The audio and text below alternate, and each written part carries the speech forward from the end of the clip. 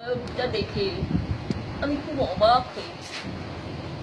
তারপর বারবার ভেবেছি, এত বড় বড় ছেলে, আমি একা ফিমেল টিচার, আমি কি পারবো পড়াতে?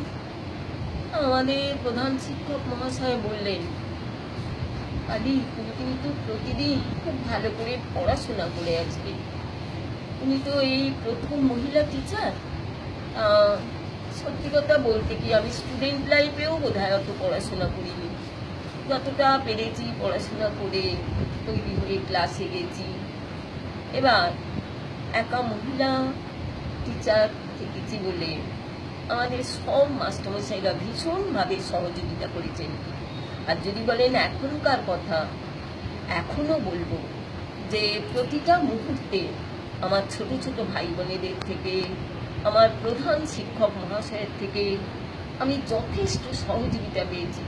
সেদিক থেকে আমার কোনো খামতি নেই, কিংবা কোনো আমার আক্ষেপ নেই। আমার খুব একটা দুর্দিনের কথা মনে পড়ছে না এই মুহূর্তে। আমি প্রতি মুহূর্তে সকলের সাহায্য পেয়েছি, কোঅপারেশন পেয়েছি। আর সব থেকে বড় কথা যে আমার বোধহয় সুখ স্মৃতিটাই বেশি। তারপর আমি আমার ছোট দেবাশিসের কথা বলি।